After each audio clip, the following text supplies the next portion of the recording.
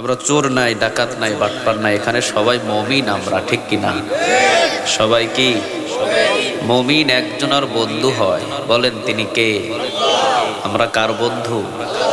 আল্লাহু ওয়ালিয়ুল্লাযীনা আমানু ইখরিজুহুম মিনাজ-যুলুমাতি ইলান নূর। আল্লাহ তাদেরকে বন্ধু বানিয়ে নেন যারা মুমিন, যারা মুত্তাকি। আল্লাহ আমাদের সবাইকে বন্ধু বানাও, আমরা বলি আমিন।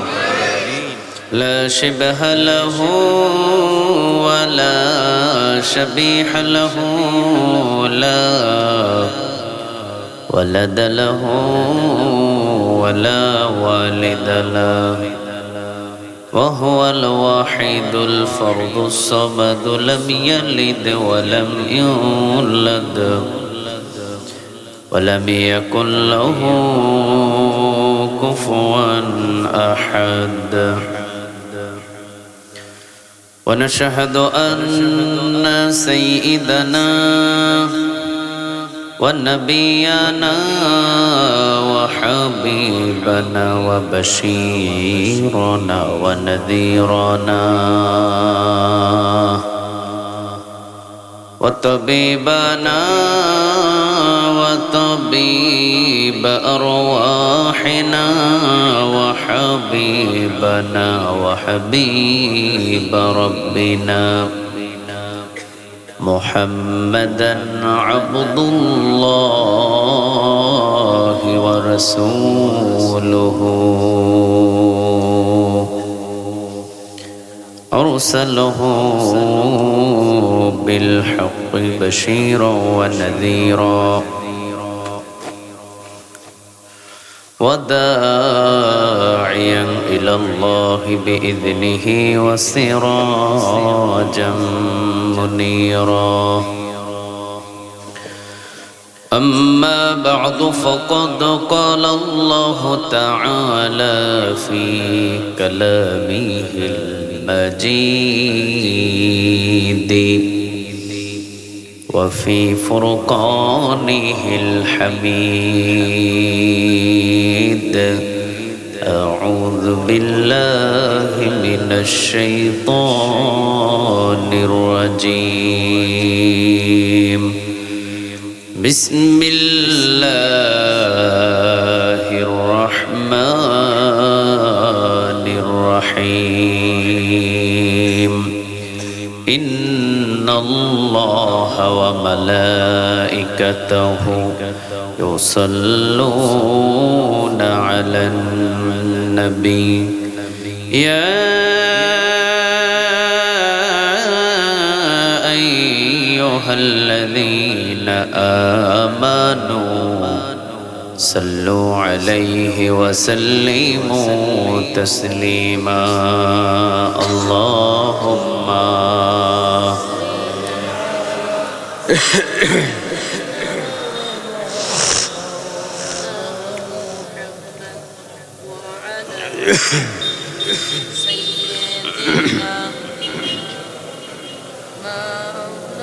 اللهم صل على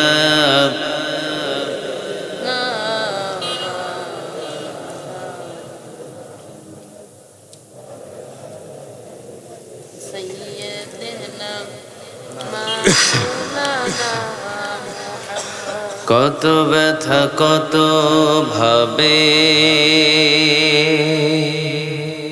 শুয়েছ যে তুমি তোমারি খুনে লাল তায়েফের ভূমি ফেরেশতা এসে চায় ধ্বংসের হুকুম লহো মাখা মুহাম্মদ প্রাণীতে হযরত ও আল্লাহ ক্ষমা করো হেতায়ে বাসি ওরা বুঝেনি যে আমি যে মুহাম্মদ হৃদয়ে মুহাম্মদ আল্লাহুম্মা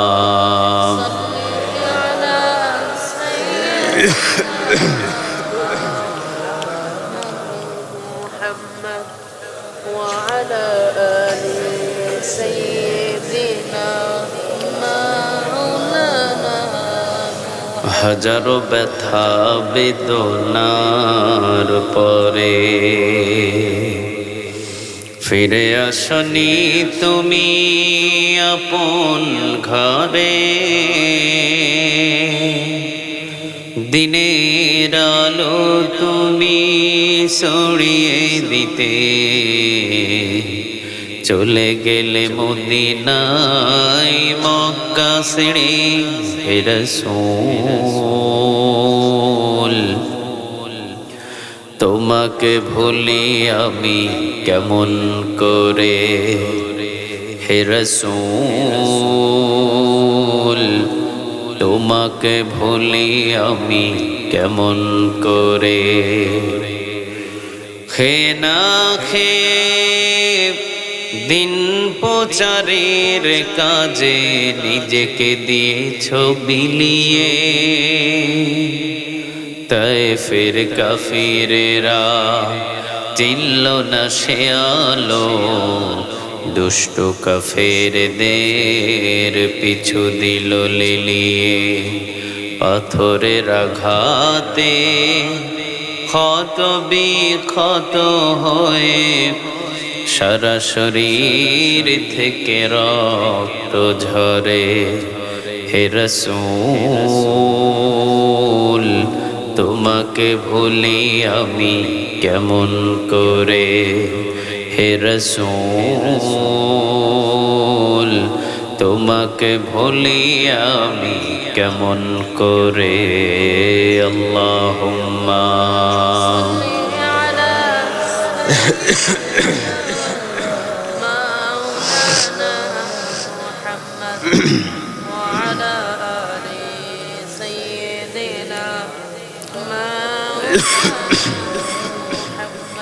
اللهم صل على محمد وعلى آل محمد كما صليت على إبراهيم وعلى آل إبراهيم إنك حميد مجيد. اللهم بارك على محمد وعلى آل محمد كما باركت على إبراهيم وعلى آل إبراهيم إنك حميد مجيد. لا إله إلا الله لا إله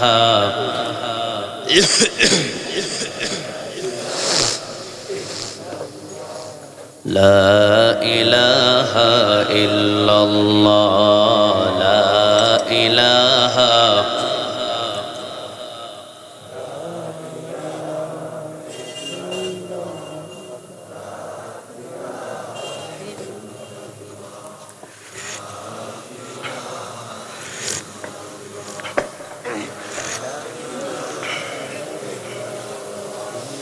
لا إله إلا الله لا إله لا إله إلا الله لا إله আল্লাহ নামের জিকির করবে যারা, আল্লাহর প্রিয় বান্দা তারা, আল্লাহর প্রিয় বান্দা যারা, জান্নাতে প্রবেশ করবে তারা। জোরে লা ইলাহা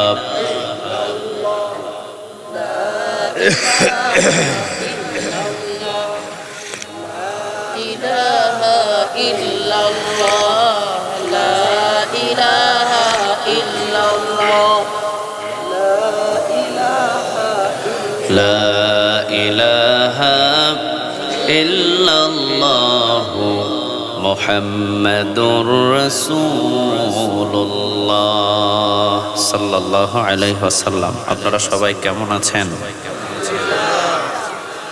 আলহামদুলিল্লাহ, আমিও ভালো আছি, সুস্থ আছি। আমাদের সবাইকে ভালো রাখেন কে? সবাইকে সুস্থ রাখেন কে? সব নিয়ামতের মালিক কে? আমরা যেখানে আসতে পেরেছি আমাদেরকে আনছেন কে? শুকরিয়া আদায় করে পড়ি আলহামদুলিল্লাহ, পড়ি রব্বানা লাকাল হামদ হামদান কাসীরান তাইয়িবান মুবারাকান ফি। প্রশংসাগুলো করলাম কার? সবখানে আমরা প্রশংসা করব কার? খাওয়ার সময় প্রশংসা কার? ঘুমানোর সময় কার? ঘুম থেকে যখন জাগি তখন কার?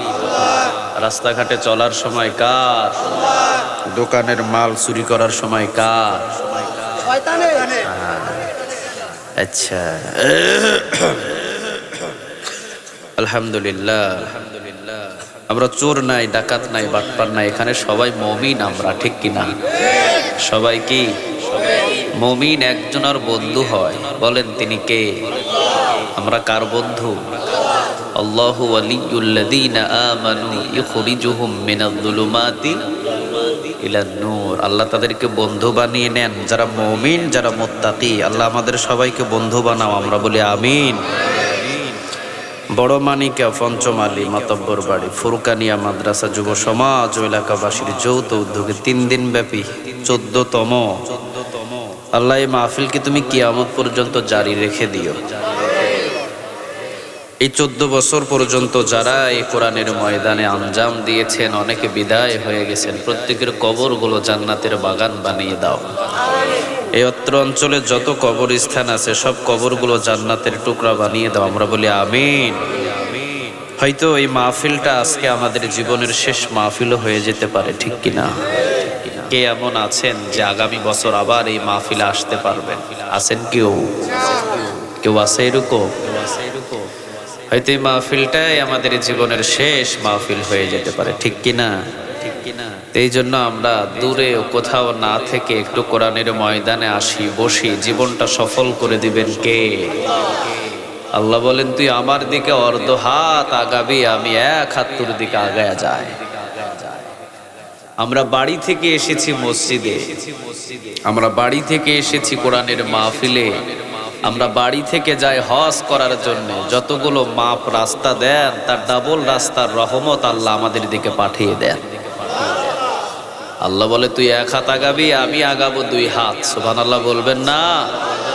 তে যারাই বসে আছেন বাড়িতে, যারা বসে আছেন দোকানে, পাটে, সব জায়গাগুলো হলো একেবারে নরমালি জায়গা। আর এই যে কোরআনের ময়দান, এটা জান্নাতের বাগান হিসাবে কবুল করেছেন কে? আরো জোরে চিৎকার দিয়ে বলেন কে? এই জন্য আমরা যারা বাহিরে বসে আছি সবাই আসুন, কোরআনের ময়দানে বসুন, জীবনটা সফল হয়ে যাবে, ঠিক কিনা? কার কথায় যে হেদায়েত লুকায়িত আছে কেউ বলতে পারবে? কথা কন না কেন?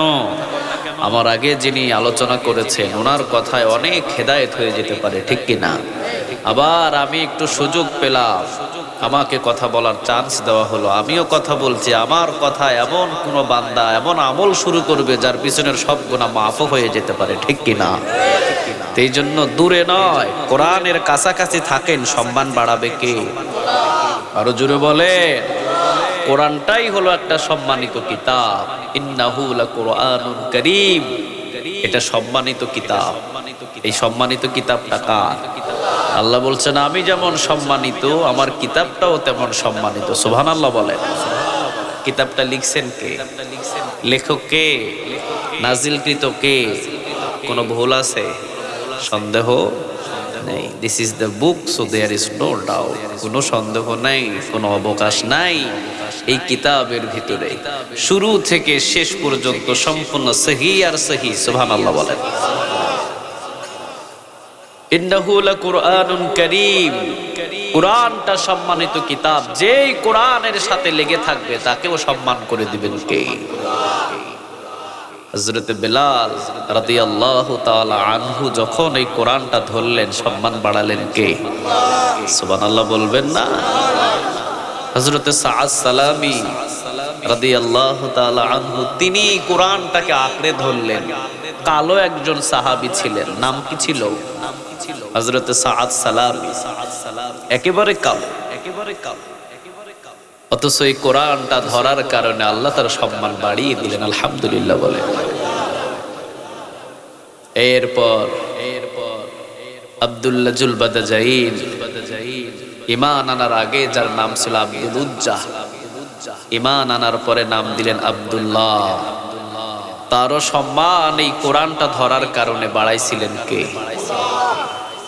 ইন্নাহু লাকুরআনুন কারীম। যারা এই কোরআনটাকে ধরে তাদের সম্মান বাড়ে যায়, আর যারা কোরআন থেকে মুখ ফিরিয়ে নেয় আবু জেহেল, আবু লাহাব, উতবা, সাইবা, মুগিরাদের মতো শেষ করে দেন কে?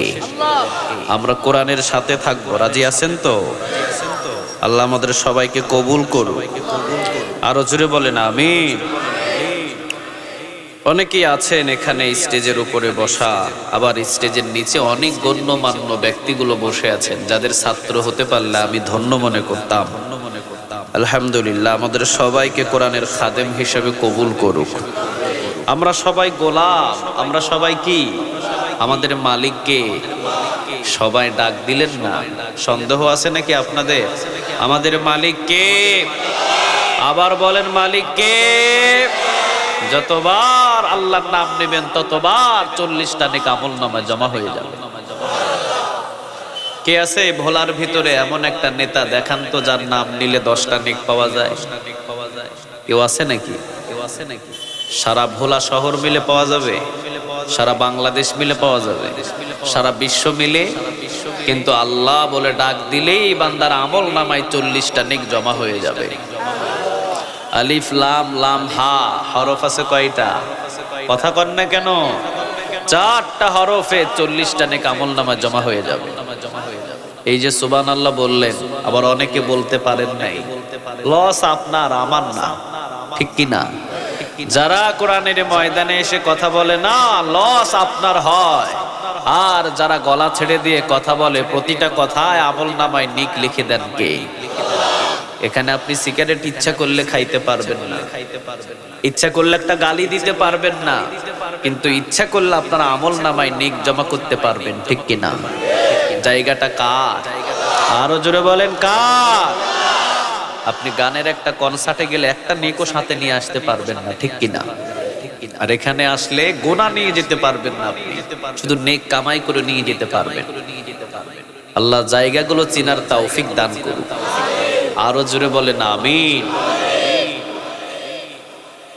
মাঝে মাঝে আমরা সুবহান আল্লাহ বলি, কি বলি বলেন?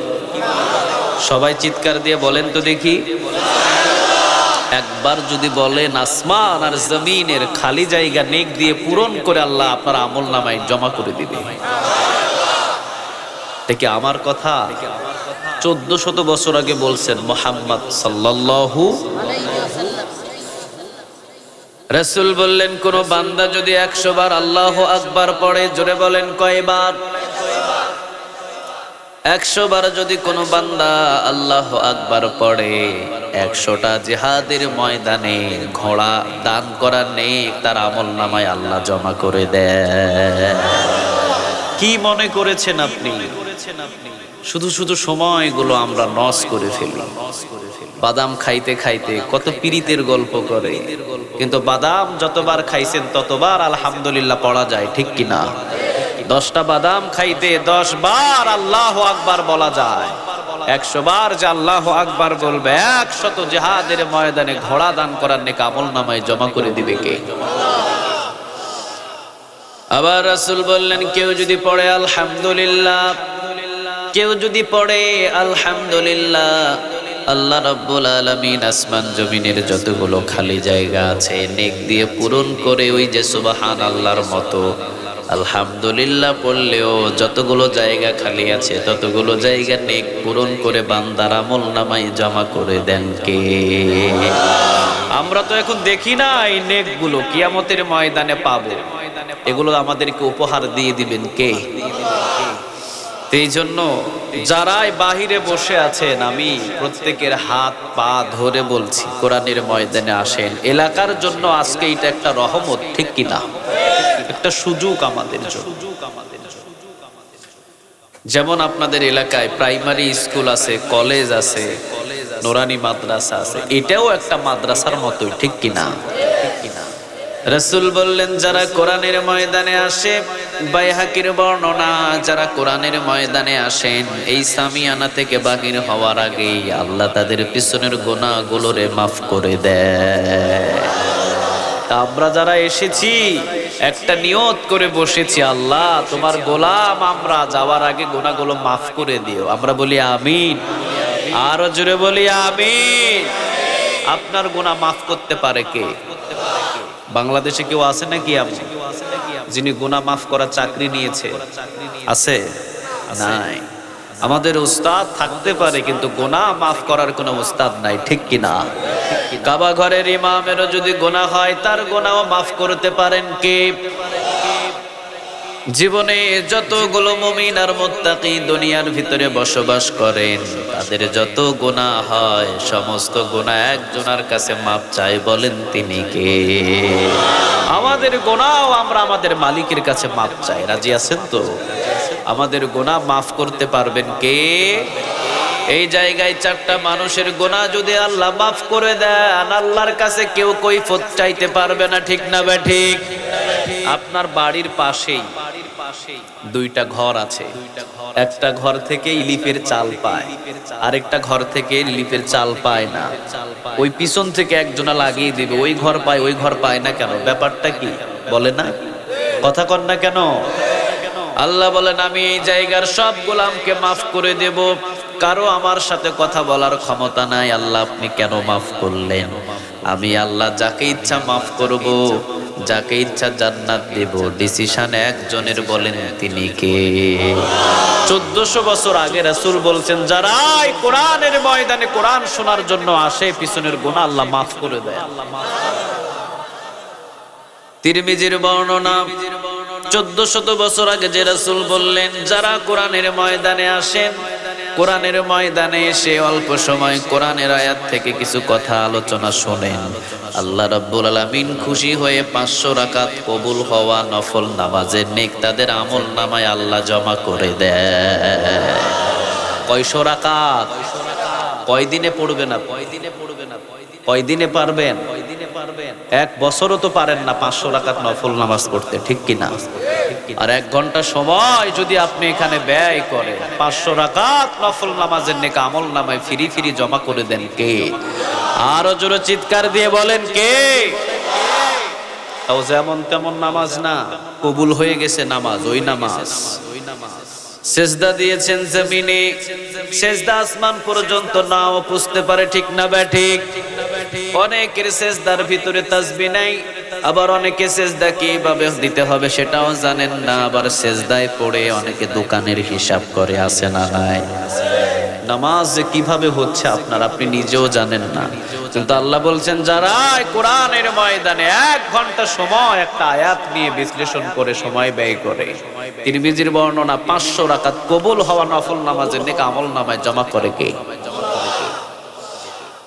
এবার আসেন আরেকটা বর্ণনায় রাসূল বললেন যারা কোরআনের জন্য কিছু সময় ব্যয় করে রাতের বেলা, আল্লাহ রাব্বুল আলামিন 60 থেকে 70 বছর নফল ইবাদতের নেক তার আমল নামায় জমা করে দেয়।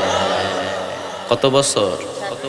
60 থেকে 70 বছর। এর চাইতে বড় নিয়ামতের জায়গায় রাতের বেলা দেখান তো দেখি, কোথাও আছে? কথা বলেন, আছে? তাহলে আপনি বুঝাও না বোঝার ভান করি কেন আপনি বাহিরে থাকবেন? এটা তো আপনার জন্য আজকে একটা নিয়ামত, ঠিক কিনা? এই যে বড় মানিকা পঞ্চমালী মাতব্বর বাড়ি ফুরকানিয়া মাদ্রাসা যুব সমাজ ও এলাকাবাসী একটা নিয়ামতের জায়গা আপনাদের জন্য করেছেন, হুকুম ছিল কার? আরো জোরে বলে। এই যে আমার ডান দিকে একজন বিজ্ঞ আলেম, বাম দিকে একজন বিজ্ঞ আলেম, আপনি খাসি জবাই করলে এদেরকে দাওয়াত দিয়ে পাবেন না। গরুর গোশত বলেন, বিদেশি পোলাও চাল রান্না করলেও হয়তো বা ওনাদের সময় মিলবে না, কিন্তু আজকে আঞ্জামের জন্য আল্লাহ তাদেরকে কবুল করেছে, ঠিক না বে ঠিক? একসাথে হয়েছে সব নামাজ ব্যক্তি, কত সুন্দর লাগছে আপনাদেরকে দেখে। এটা একটা জান্নাতের বাগান।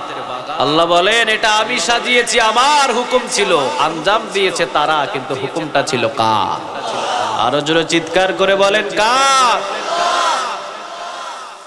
এই জন্য কোরআনের ময়দানে বসেন, কোরআনের ময়দানে বসলে ঈমানটা তাজা হয়ে যায়। ওয়াইদা তুলিয়াত আলাইহিম আয়াতুহু যাদাতুহুম ঈমানা ওয়া আলা রাব্বিহিম ইয়াতাওয়াক্কালুন। যখন কোরআনের ময়দানে বসবেন, আয়াত যত শুনবেন ঈমানটারে তাজা করে দিবে কে? আপনি যে স্বর্ণ, এই স্বর্ণর উপরে পৃথিবীর সমস্ত পানি ঢেলে দেন না কেন, এই স্বর্ণ কখনো গলাতে পারবেন না, ঠিক কিনা? আর ওই স্বর্ণের উপরে একটু সোহাগা ছিটিয়ে দেন, আপনার ওই স্বর্ণ গলে একেবারে পানি হয়ে যাবে।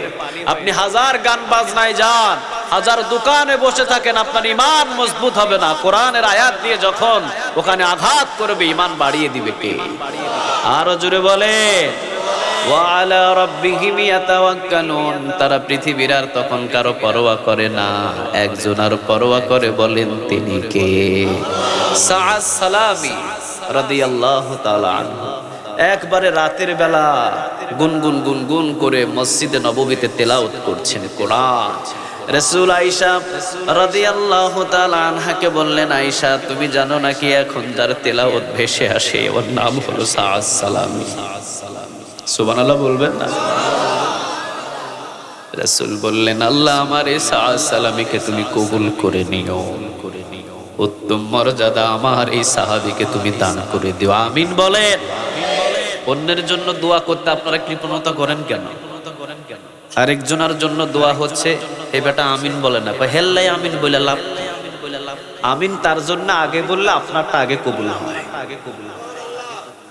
তার জন্য আমিন আপনি বলবেন, আপনার জন্য ফেরেশতারা আমিন বলে। আমিন বলতে এত অসুবিধা কি আপনার?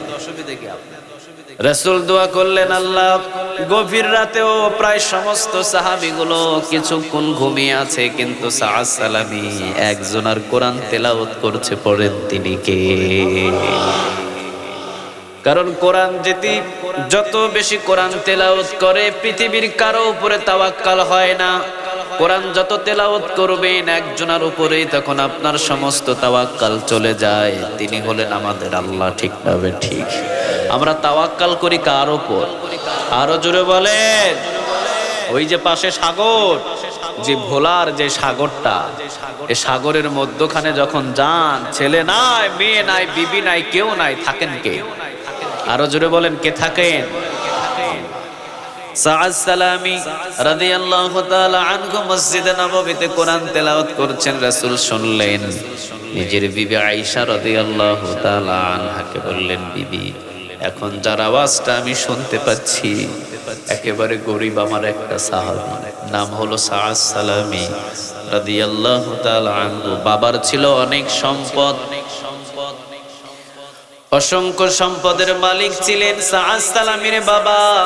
কিন্তু যখনই পড়েছেন লা ইলাহা ইল্লাল্লাহ মুহাম্মাদুর রাসূলুল্লাহ সাল্লাল্লাহু, বাবা বললেন, তুই করলি কি? তাড়াতাড়ি কালেমাটা ভুলে যা। সাআদ সালামী বললেন, বাবা যতদিন আমার এই দেখে মাথা আছে, ততদিন থাকবে আমার মুখে লা ইলাহা লা ইলাহা ইল্লাল্লাহু মুহাম্মাদুর রাসূলুল্লাহ সাল্লাল্লাহু। আপনি কি বলেন? এখন আমি দেখছি চতুর্দিকে যারা কালেমা পড়ে, তাদের মতো ভালো মানুষ আর পৃথিবীতে কেউ নাই। আসলেই তো তারা ভালো মানুষ, ঠিক না? ঠিক। আমরা কারো সম্পদ আত্মসাৎ করি না, আমরা কারো সম্পদের প্রতি লোভ করি না। কোন মানুষ খুন করা আমাদের অভ্যাস নয়। আমাদের অভ্যাস হলো একজনকে কপাল লাগিয়ে সেজদা দেওয়া। তিনি কে? মুমিন আর মুত্তাকিদের মতো ভালো মানুষ পৃথিবীতে নাই, ঠিক কি না? এই মুমিন আর মুত্তাকিদেরকে শেষ করে দেওয়ার জন্য পৃথিবীতে যত ধর্ম আছে সব ধর্ম এক হয়েছে। তাদের একটাই কথা, মুসলমানদেরকে শেষ করে দাও। কারণ একবার যদি এই মুসলমান সারা বিশ্বের ক্ষমতা হাতে নেয়, তাহলে মাথা তুলে চাড়ার মতো পৃথিবীর কারো ক্ষমতা থাকবে? কথা বলেন না কেন? ওমর রাদিয়াল্লাহু তাআলা আনহুর জামানায় মুসলমানের দিকে তাকিয়ে রক্ত চক্ষু নিয়ে ক্ষমতা কারো ছিল না।